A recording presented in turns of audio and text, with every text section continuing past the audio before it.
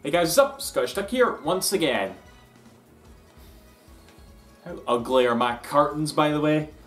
They're in every fucking shot. Right there over to the left, or the right, I don't know, it's annoying viewfinder perspective bullshit. They're always there, aren't they? Sorry about that. But anyway, right, I'm going to talk about today something very close to my heart actually. Something that I've been meaning to do a video on for a while now. And what that is, if you hadn't read the title of the video already, Super Smash Bros. For 3DS and Wii U. I basically want to talk about these games because they've pretty much changed my life in the past few months that they've been out. And I kept saying to myself, you know, I need to do a video on Smash Brothers, but I didn't know what to do because there's so many different aspects of Smash Brothers, especially right now, that there is to cover. Not to mention things that are quite personally myself. So I'm thinking, you know what? Fuck it, let's do a wee, I don't know, I'll probably do 2 or 3 videos just talking about stuff. For this one, I want to talk about my own personal history with this franchise and lead up to how these games right here have sort of affected my life in such a way, you know? But yeah, I'm just gonna go on the basis that Super Smash Bros. Needs no introduction and you all know what it is, because chances are, well, you do. But how did I come across it? Well, I'm pretty sure I've talked about it in other videos. In fact, I've said a lot, you know. Smash Bros. 64, okay, was, up until this one, my favourite in the series, you know. I know Melee and Brawl are technically better games, you know, in terms of content and in a lot of ways in terms of gameplay as well, but what really made Smash 64 special to me was the fact that I had people to play with, you know, like my little brother and just random friends would come over and we'd just have we had 4 controllers, we'd just battle out, and it's some of the most fun you can have, you know. It really is, you know. Smash Brothers is kind of built itself on that fun factor with other friends, you know, kind of like others like Mario Kart, Mario Party. Yeah, Nintendo's pretty good at that, aren't they? I can't even remember how I came in touch with Smash Bros. 64. Games would just sort of randomly turn up at my house, you know, because the N64 was actually my brother's, and he would get them off friends, or sometimes our folks would randomly come home with a game or stuff, so I don't remember how this got here, but we played it a lot, and I would always main Link, you know. He was my favourite in that one. Mainly because we were such big Zelda fans at the time, and we were always playing Ocarina of Time, and we just got that. I also remember, what was it? Out of the original 8, I recognised all of them, but I didn't know Kirby, and I didn't know Samus, you know. I think about that myself today and how I am today, you know, and think to myself, I was an ignorant fucking Wayne, you know, not to know 2 of the biggest, you know, icons in gaming, but I didn't have any Metroid games, didn't have any Kirby games. In fact, it wasn't until I watched a video review for Metroid Prime for the GameCube years later that I actually found out that Samus was a chick. My whole time playing Smash Bros. 64, which was my first, exposure to Samus, I constantly referred to her as him, you know? So I kind of did experience that whole shock factor of Samus is a girl, and it was all thanks to Smash Bros. 64, you know? But yeah, as a result, it was kind of the one I favoured the most for the longest time.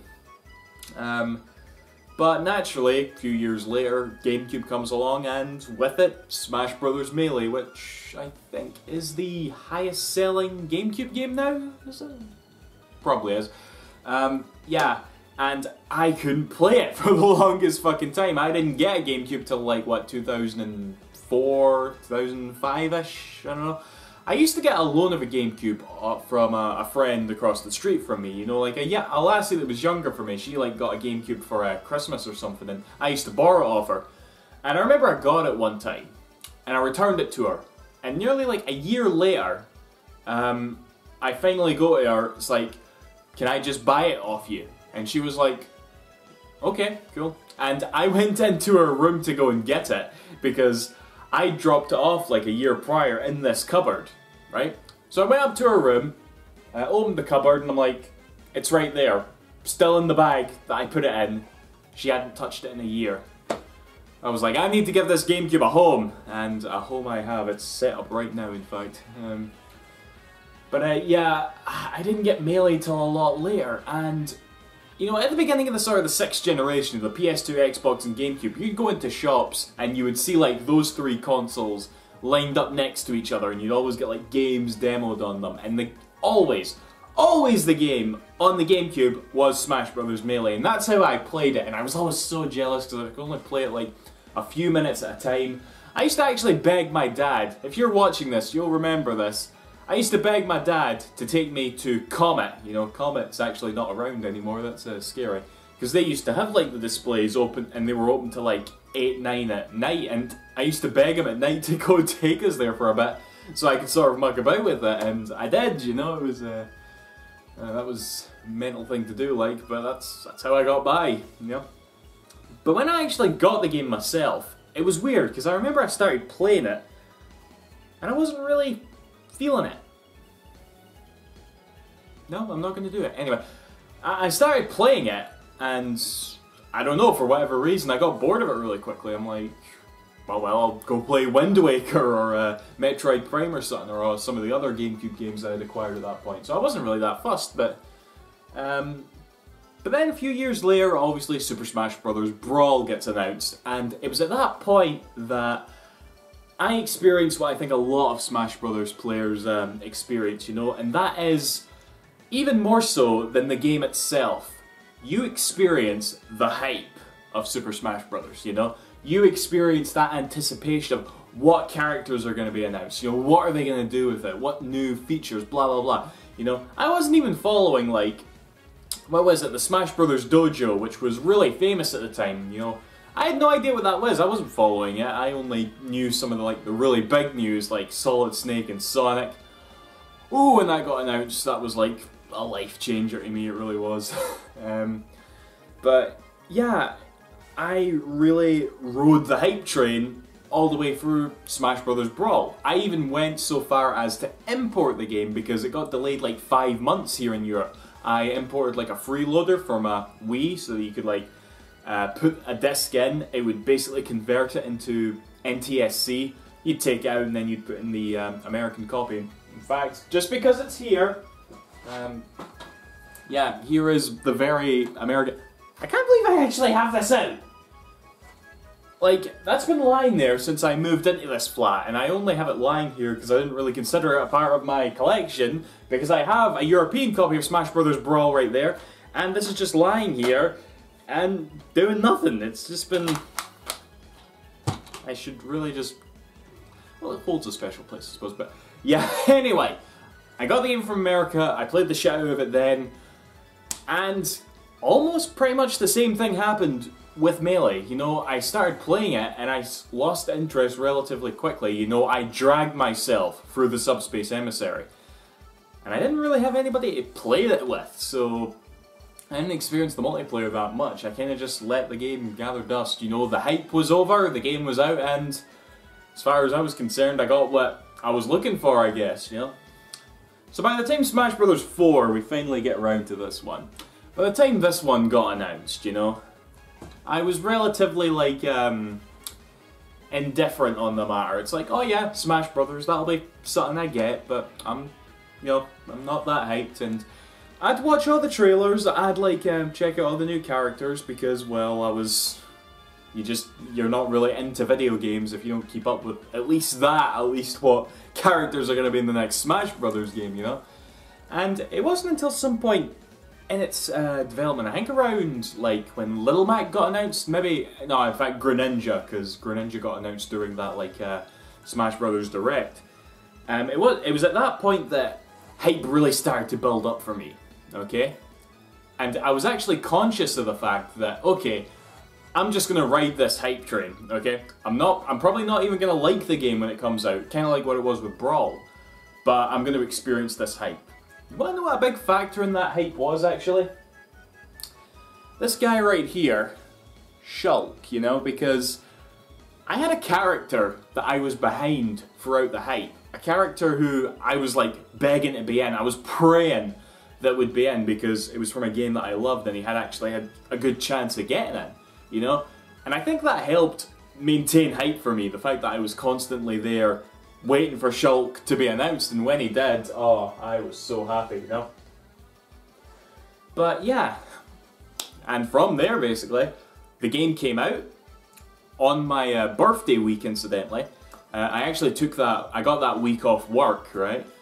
And the day Smash Brothers for Wii U came out, you know, because I'd got the 3DS version, I dabbled in it a little bit, and it was pretty much the same experience as it was with Brawl. But when the Wii U version came out, I decided to go all out a little bit. I actually invited all my friends from work, because there's 4 of us, as well as the boss in the office, you know? And I invited everybody round for pizza and beer and Smash Brothers, and that's what we did for like until the wee hours of the morning. We just played Smash Brothers, and it was tremendous fun, you know? And then afterward, my friend Ian, part of that group, actually started bringing in his Wii U to work. And at lunch times, you know, we'd ask the boss, can we play it on the projector that we use for like meetings and stuff? And he was like, sure. And we just kept doing it. Every lunchtime, we'd play Smash Brothers, right?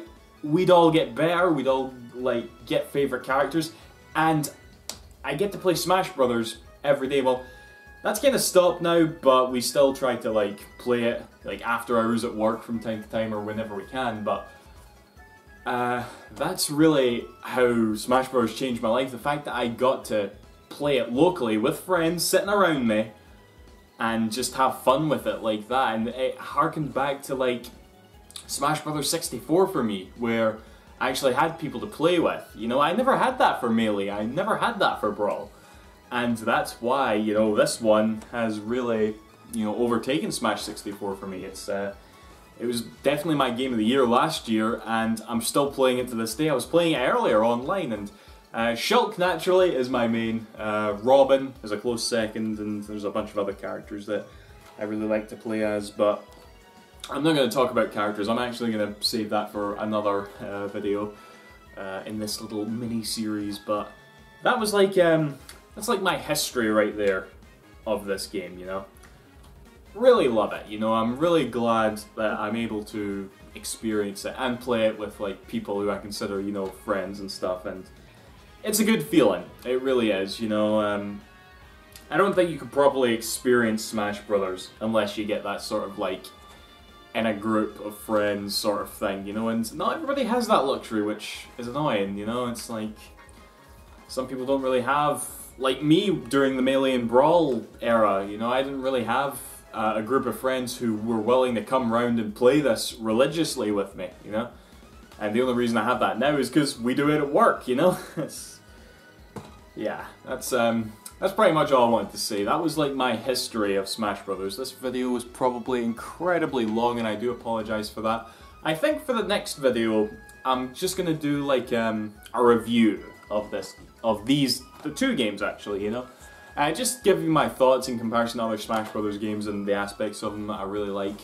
And then for a 3rd episode, I'll probably talk about characters and upcoming characters in the Smash Bros. Ballot, which I'm sure is probably the topic everybody wants to hear about. But that's that for now. Sorry for this hell long video. It was really long, wasn't it? That's that. See you after, guys. Thank you for watching. Bye-bye.